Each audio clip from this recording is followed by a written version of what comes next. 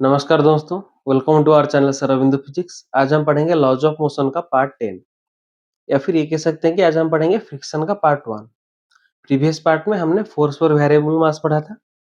आज हम स्टार्ट करेंगे इस चैप्टर का सबसे इंपॉर्टेंट टॉपिक जो कि है फ्रिक्शन। तो स्टार्ट करते हैं। तो फ्रिक्शन होता है क्या है, देखिए ये एक सरफेस है, इसके ऊपर ये एक ऑब्जेक्ट है, ठीक है।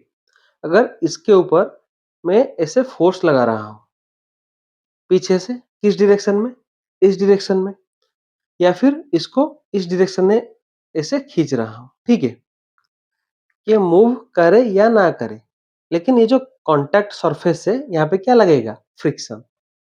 फिर से सुनिए, देखिए अगर इसके ऊपर मैं ऐसे फोर्स लगा रहा हूं, ये मूव करे या फिर ना करे, फिर भी ये जो कांटेक्ट सरफेस है इन दोनों के बीच में, वहां पे क्या लगेगा, फ्रिक्शन लगेगा।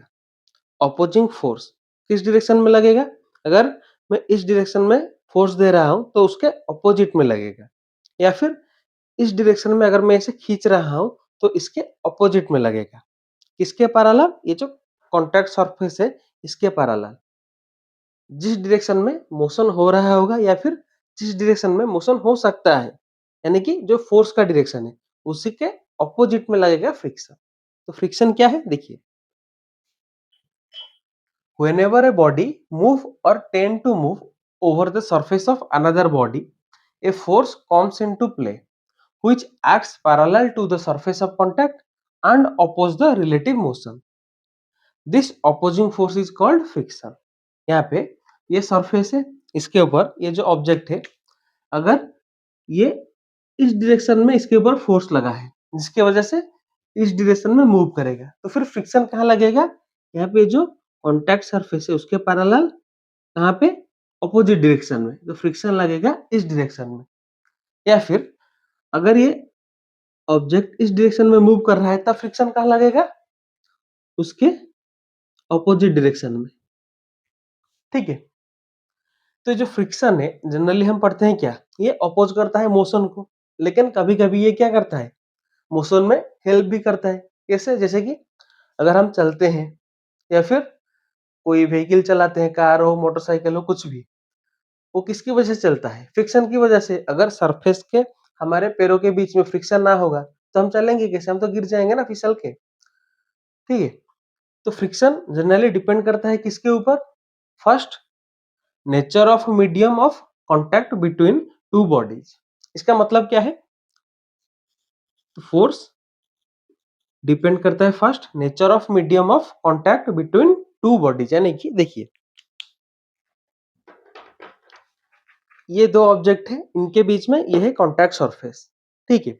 ये सरफेस जितना प्लेन होगा, जितना यहाँ पे स्मूथ रहेगा, उतना क्या होगा, फ्रिक्शन कम होगा। ये सरफेस जितना रफ होगा वहां पे फ्रिक्शन क्या होगा, उतना ज्यादा होगा। तो फर्स्ट क्या है, nature of medium of contact between two bodies, that is the roughness of medium increases friction.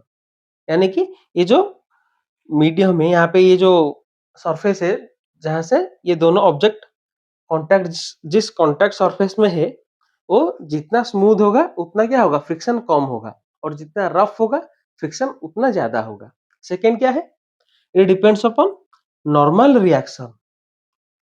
As the normal increases, the interlocking between two surface increases. They press harder against each other, so friction increase. इसका मतलब क्या है, देखिए यहाँ पे ये दोनों ऐसे हैं नॉर्मली, मैं इस तरफ से फोर्स लगा रहा हूं तो यहाँ पे जितना फ्रिक्शन लग रहा है, अभी अगर ऊपर से मैंने इसको ऐसे दबाया है, ठीक है, यानी कि नीचे की तरफ इस ज्यादा फोर्स लग रहा है, तो उसके रिएक्शन में ऊपर की तरफ ये सरफेस क्या लगाएगा, नॉर्मल। तो ज्यादा, जितना ज्यादा फोर्स नीचे की तरफ लगेगा उतना ज्यादा नॉर्मल कहाँ लगेगा, ऊपर की तरफ। तो ये दो आपस में क्या करेंगे, इंटरलॉक करेंगे ज्यादा, और तो जितना फोर्स लग रहा है मूव करने में उससे ज्यादा फोर्स सही होगा, यानी कि फ्रिक्शन भी बढ़ेगा, ठीक है। या फिर इसका अगर वेट ज्यादा हो गया, इसका मास ज्यादा हो गया, तो नीचे की तरफ लगाएगा अपना वेट क्या, ज्यादा लगेगा, तो उसका नॉर्मल ऊपर की तरफ जो लग रहा है रिएक्शन में वो क्या होगा, ज्यादा होगा, फिर क्या होगा, फ्रिक्शन इंक्रीज कर जाएगा। तो फ्रिक्शन किसके ऊपर डिपेंड करेगा, फर्स्ट जो कांटेक्ट सरफेस है उसके नेचर के ऊपर, सेकेंड नॉर्मल के ऊपर, ठीक है। लिख लीजिए इसको। देन हम टाइप्स ऑफ फ्रिक्शन पढ़ेंगे। फ्रिक्शन बेसिकली तीन तरह के होते हैं। फर्स्ट स्टैटिक फ्रिक्शन, दूसरा लिमिटिंग फ्रिक्शन, तीसरा काइनेटिक फ्रिक्शन। तो ये क्या होता है देखेंगे, लिख लीजिए इसको।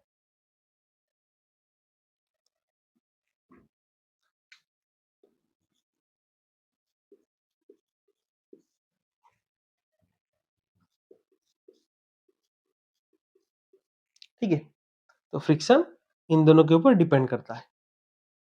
स्टार्ट करते हैं स्टैटिक फ्रिक्शन से।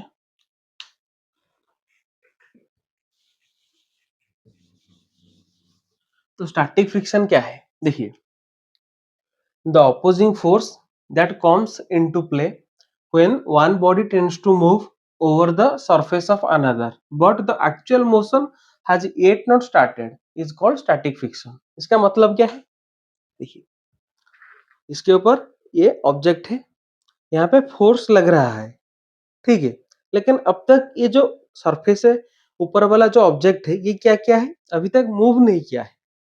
फोर्स लग रहा है इसके ऊपर इस डायरेक्शन में, लेकिन अभी ना इस डायरेक्शन में मूव किया है ना इस डायरेक्शन में, अपने जगह पे वैसे स्टेबल है।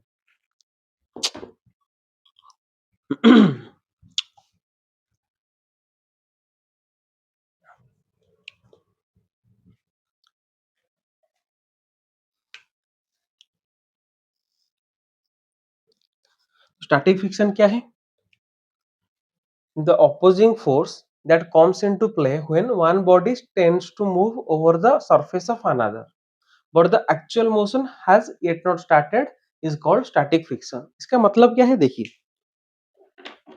यहाँ पे ये सरफेस है, इसके ऊपर ये एक ऑब्जेक्ट है, या फिर ये एक ऑब्जेक्ट है, इसके ऊपर ये एक ऑब्जेक्ट है, ठीक है। मैं इसके ऊपर फोर्स लगा रहा हूं, किस डायरेक्शन में, इस डायरेक्शन में, लेकिन फोर्स लगने के बावजूद अभी तक ये मूव नहीं किया है। इसके ऊपर फोर्स लग रहा है इस डायरेक्शन में, लेकिन ये ऑब्जेक्ट अभी मूव नहीं किया है। तो तब ये जो कॉन्टैक्ट सरफेस है वहां पे एक फ्रिक्शन फोर्स रहेगा, चाहे ये मूव ना किया हो। तो ये जो फ्रिक्शन फोर्स रहेगा उसको क्या बोलेंगे, स्टैटिक फ्रिक्शन, ठीक है। एक पॉइंट आएगा जब ये पहुंच जाएगा एक लिमिट पे, हम उसको बोलेंगे लिमिटिंग फ्रिक्शन, ठीक है। फिर मूव करना स्टार्ट करेगा, फिर जो फ्रिक्शन होगा उसको हम क्या बोलेंगे, काइनेटिक फ्रिक्शन। तो स्टैटिक फ्रिक्शन क्या है, इसके ऊपर फोर्स लग रहा है लेकिन ये अभी तक मूव नहीं किया है, तो उसको क्या बोलेंगे, तब जो फ्रिक्शन होगा इस कॉन्टैक्ट सरफेस में, स्टैटिक फ्रिक्शन, ठीक है। तो ये क्या है, static friction is a self adjusting force because it changes itself in accordance with the applied force and it is always equal to the net external force. यानी कि देखिए, ये ऑब्जेक्ट इस सरफेस के ऊपर है, इसके ऊपर इस डायरेक्शन में लग रहा है पी फोर्स, ठीक है। ये मूव नहीं किया है, तो फिर ये जो कॉन्टैक्ट सरफेस है यहाँ पे स्टैटिक फ्रिक्शन कितना होगा, यहाँ पे ये जो कॉन्टैक्ट सरफेस है यहाँ पे स्टैटिक फ्रिक्शन इस डायरेक्शन में होगा, ये कितना होगा, ये भी P ही होगा। यानी कि जितना एक्सटर्नल फोर्स लगा है उतना ही स्टैटिक फ्रिक्शन होगा। समझ में आ गया, लिख लीजिए इसको। या फिर ऐसे देखिए, एक ऑब्जेक्ट है इस डायरेक्शन में 5 न्यूटन फोर्स लग रहा है, ठीक है, लेकिन ये मूव नहीं कर रहा है, तो क्या हो रहा है, स्टैटिक फ्रिक्शन। तो यहाँ पे स्टैटिक फ्रिक्शन कितना होगा, जितना एक्सटर्नल फोर्स लग रहा है, यानी कि 5 न्यूटन, ठीक है। लिख लीजिए इसको। देन लिमिटिंग फ्रिक्शन पढ़ते हैं।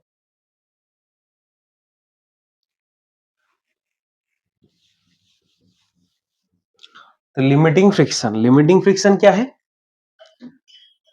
if applied force is increased the force of static friction also increases।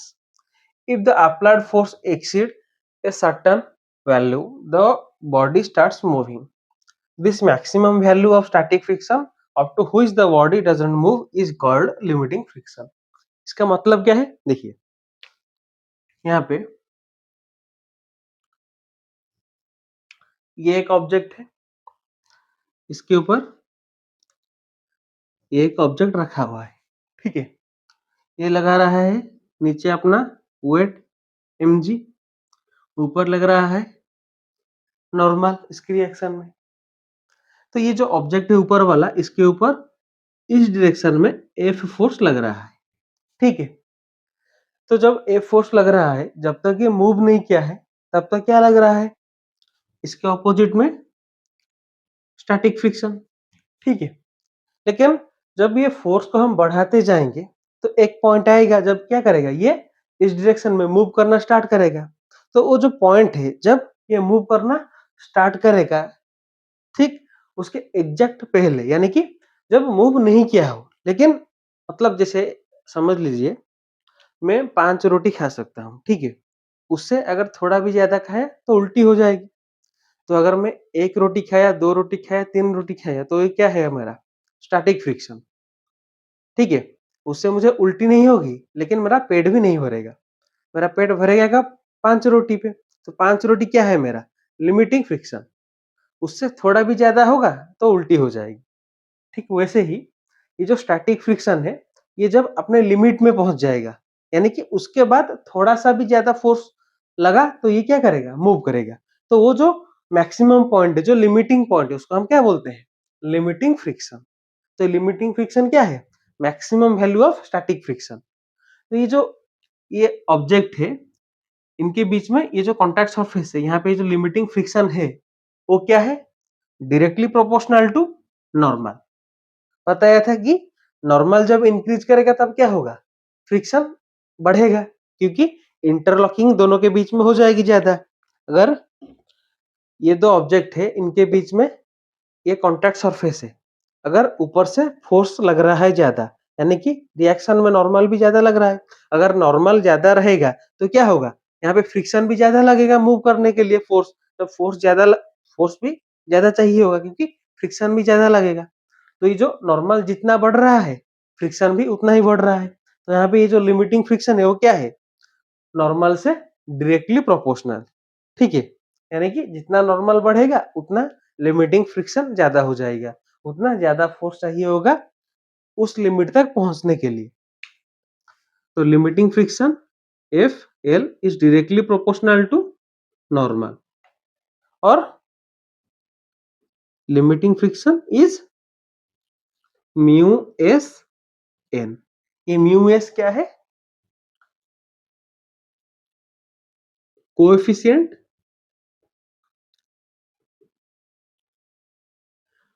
Of static friction,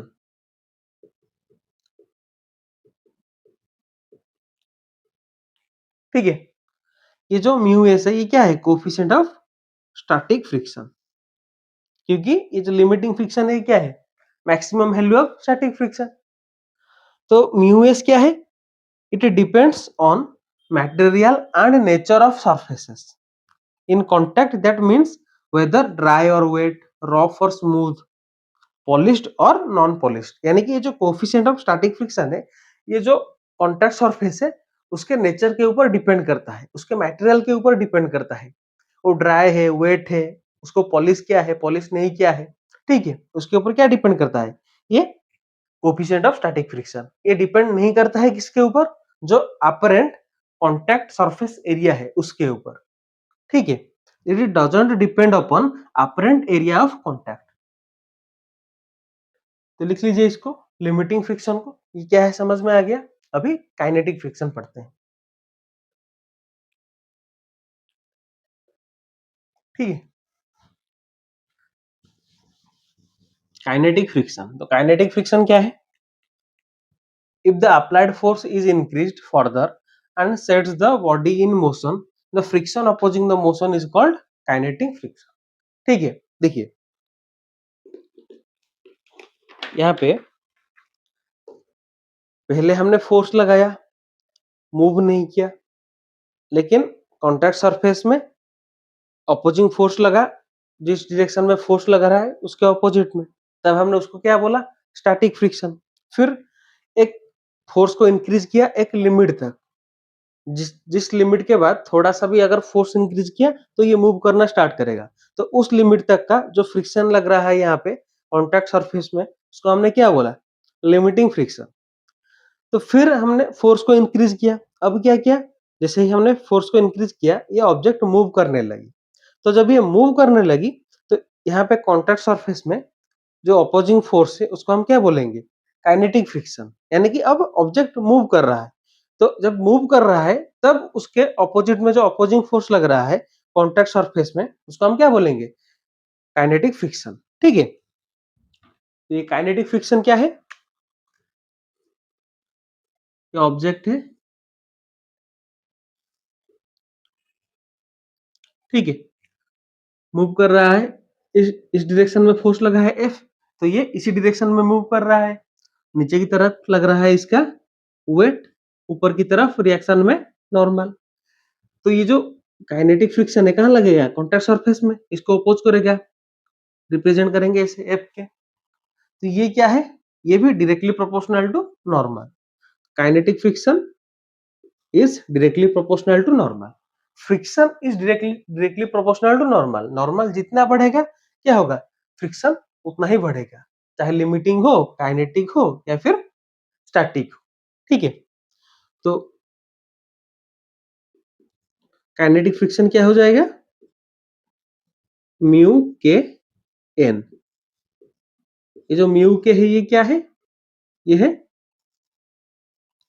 coefficient of kinetic friction. ठीक है? म्यू एस क्या था? Coefficient of static friction. तो ये म्यू के क्या है? Coefficient of kinetic friction. हमेशा याद रखिएगा कि ये जो काइनेटिक फ्रिक्शन है ये हमेशा स्टैटिक फ्रिक्शन से क्या होगा? कम, सॉरी, लिमिटिंग फ्रिक्शन से कम होगा। ठीक है? तो लिमिटिंग फ्रिक्शन से हमेशा काइनेटिक फ्रिक्शन कम होगा। क्यों? क्योंकि जब हम फोर्स दे दे के एक लिमिट में लेके आएंगे, पहले क्या होगा? ऑब्जेक्ट रेस्ट पे होगा, फिर धीरे धीरे फोर्स लगेगा, फिर एक लिमिट में पहुंचेगा, फिर मूव करेगा। तो जब रेस्ट पे होगा, जब इनर्शिया पे होगा, तब उसको मोशन तक लाने के लिए जो फोर्स चाहिए होगा वो ज्यादा होगा। इसके मुकाबले जब मोशन कर रहा है तब उसके मोशन को मेंटेन करने के लिए जितना फोर्स चाहिए उसके मुकाबले, देखिए यहाँ पे, ये देखिए, ये इसके ऊपर ऑब्जेक्ट है, यहाँ पे ये रेस्ट पे है, तो यहाँ पे फोर्स लगा के धीरे धीरे धीरे इंक्रीज करके लिमिटिंग में पहुंचना, फिर उसको मूव करना। यानी कि ये से मूव करना जब स्टार्ट करेगा तो रेस्ट से ये जो मूव किया तब तक का फोर्स ज्यादा चाहिए। किसके मुकाबले में? अगर ये मूव कर रहा है तो इसके मोशन को मेंटेन करने के लिए जितना फोर्स चाहिए उसके मुकाबले में। ठीक है? वैसे ही जब रेस्ट पे है वहां से लेके लिमिटिंग तक का फ्रिक्शन क्या होगा? ज्यादा होगा। लेकिन जब ये मूव कर रहा है तब उसका जो फ्रिक्शन होगा, अपोजिंग फोर्स होगा, वो क्या होगा? रिलेटिवली कम होगा स्टैटिक फ्रिक्शन के या फिर लिमिटिंग फ्रिक्शन के कंपैरिजन में। तो जो काइनेटिक फ्रिक्शन है वो क्या रहेगा? हमेशा लिमिटिंग फ्रिक्शन से कम रहेगा। और ये जो कोएफिशिएंट ऑफ काइनेटिक फ्रिक्शन है ये हमेशा कम रहेगा किससे? कोएफिशिएंट ऑफ स्टैटिक फ्रिक्शन से।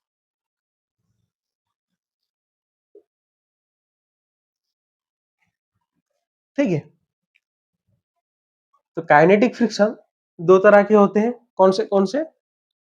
देखिए,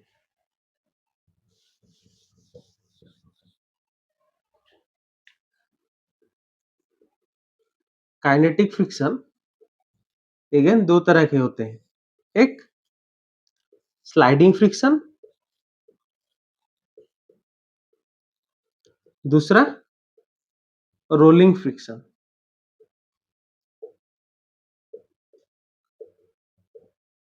स्लाइडिंग फ्रिक्शन क्या है? देखिए, ये ऑब्जेक्ट है, इसको पुश किया या फिर यहाँ पे पुल किया तो ये इस सरफेस के ऊपर ऐसे मूव कर रहा है। ये क्या कर रहा है? स्लाइड कर रहा है। तो यहाँ पे ये जो फ्रिक्शन लगेगा इसको हम क्या बोलेंगे? Sliding friction. ठीक है? रोलिंग फ्रिक्शन क्या है? एक स्पीयर या फिर एक सर्कुलर ऑब्जेक्ट या फिर एक सिलेंड्रिकल ऑब्जेक्ट, ये एक सरफेस के ऊपर ऐसा है, इसको हम इस डायरेक्शन में अगर मूव कर रहा है तो यहाँ पे सरफेस में इस डायरेक्शन में जो लगेगा उसके ऑपोजिट में जो अपोजिंग फोर्स, वो क्या है? Rolling friction. सिलिंड्रिकल हो या फिर स्पीयर हो या फिर सर्कुलर कोई ऑब्जेक्ट हो, अगर वो सरफेस में मूव कर रहा है तो वहां पे जो कॉन्ट्रैक्ट सरफेस में उसके अपोजिंग फोर्स लगेगा उसको हम क्या बोलेंगे? Rolling friction.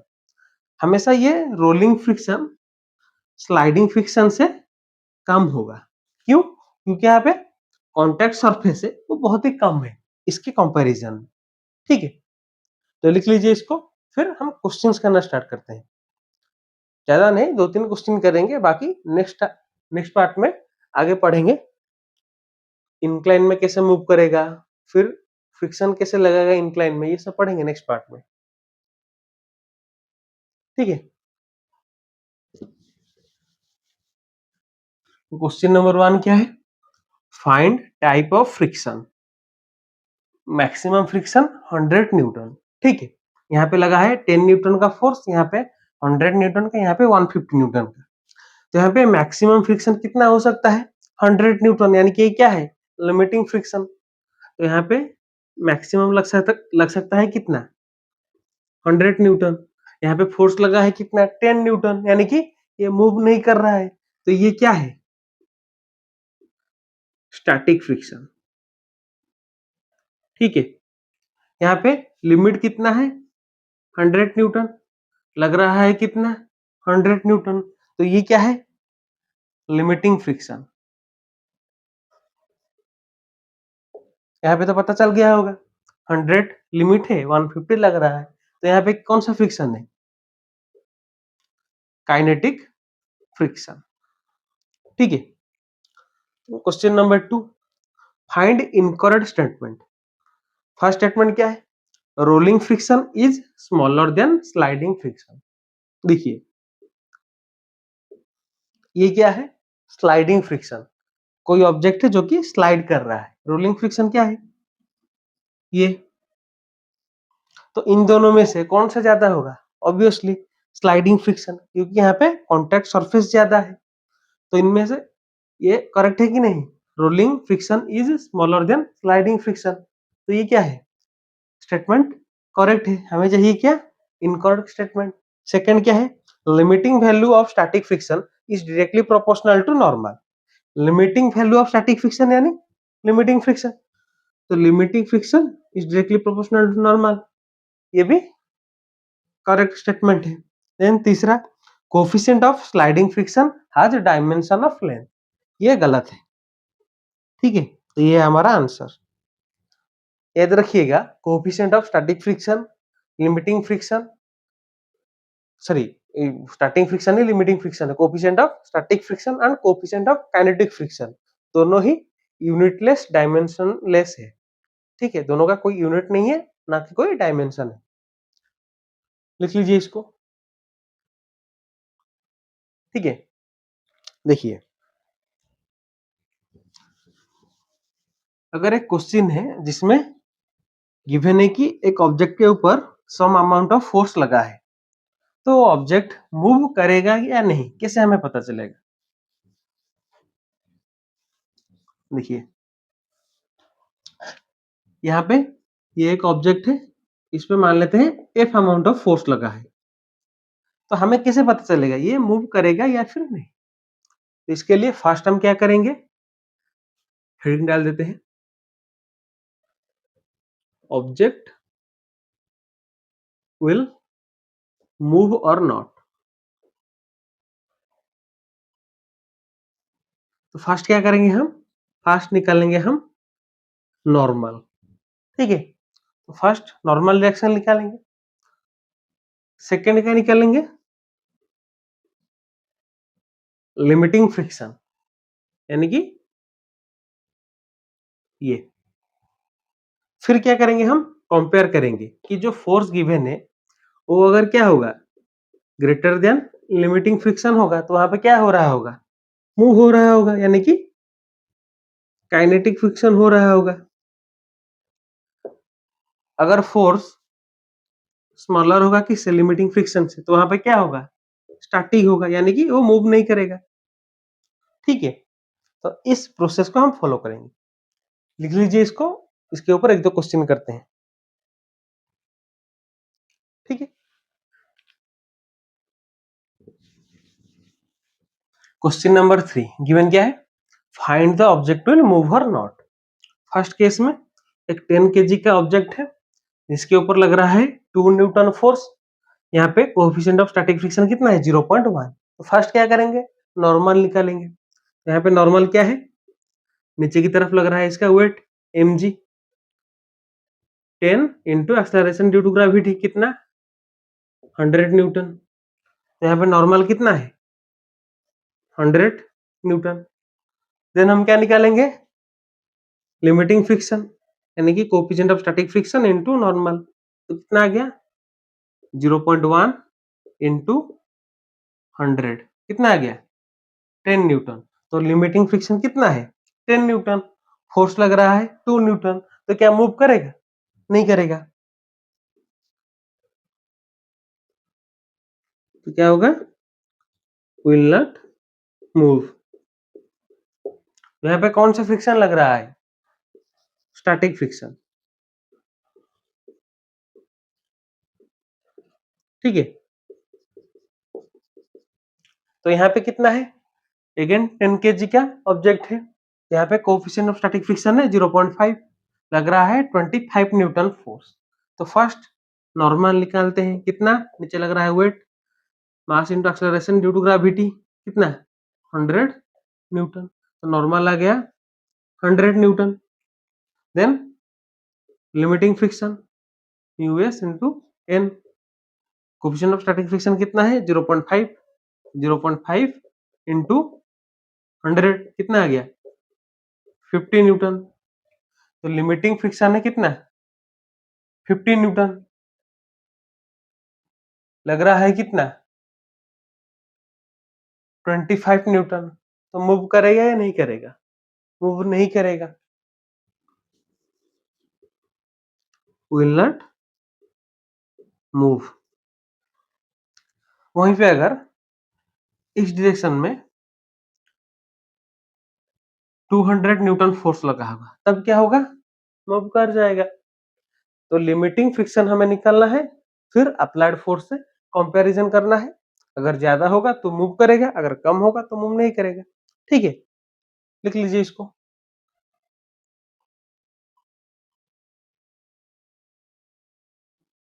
ठीक है, नेक्स्ट क्वेश्चन करते हैं। क्वेश्चन नंबर 4 गिवन क्या है, a block of mass 10 kg placed on a rough horizontal surface having coefficient of friction may equal to 0.5. If a force of 100 Newton act on it, then acceleration of a block, ये 2002 में पूछा गया है, ठीक है। करेंगे कैसे, उसी प्रोसेस से। फर्स्ट नॉर्मल निकालेंगे। यहाँ पे 10 kg का ऑब्जेक्ट है, नीचे लग रहा है इसका वेट कितना mg, 10 into acceleration due to gravity जाएगा कितना 100 न्यूटन। तो नॉर्मल कितना 100 न्यूटन। लिमिटिंग फ्रिक्शन निकालते हैं तब पता चलेगा कि मूव करेगा कि नहीं। मूव करेगा तब एक्सेलरेशन देखेंगे ना, अगर मूव ही नहीं करेगा तो एक्सेलरेशन तो जीरो हो जाएगा। तो इफ लिमिटिंग क्या है, coefficient of static friction into normal, कितना गिवन है 0.5 इंटू 100 दैट इज 50 न्यूटन। तो लिमिटिंग फ्रिक्शन कितना आ गया 50 न्यूटन। तो यहाँ पे जो लिमिटिंग फ्रिक्शन है उससे क्या है, जितना फोर्स लग रहा है ज्यादा है, यानी कि ये मूव करेगा, ठीक है। तो अब हमें चाहिए क्या, एक्सेलरेशन ऑफ द ब्लॉक, कितने एक्सेलरेशन से मूव करेगा। एक्सेलरेशन हम कैसे निकालते हैं, नेट फोर्स बाय मास। यहाँ पे इस डायरेक्शन में लग रहा है 100 न्यूटन फोर्स, उसको अपोज कर रहा है 50 न्यूटन का फ्रिक्शनल फोर्स। तो यहाँ पे नेट फोर्स क्या हो जाएगा, F net is force minus friction, जितना फोर्स लग रहा है माइनस फ्रिक्शन, कितना आ गया 100 माइनस 50 दैट इज 50 न्यूटन। तो नेट फोर्स आ गया 50 न्यूटन। एक्सेलरेशन क्या हो जाएगा, एफ नेट बाई मास, यानी कि 50 बाई मास कितना है 10 kg, तो 5 मीटर पर सेकेंड स्क्वायर। ये गया हमारा आंसर, ठीक है। लिख लीजिए इसको। तो इसी के साथ आज का हमारा वीडियो खत्म करते हैं। नेक्स्ट पार्ट में आगे पढ़ेंगे, इंक्लाइन में कैसे होता है फ्रिक्शन, फ्रिक्शन के आगे के सब जितने भी केसेस है वो सब भी देखेंगे। Thanks for watching.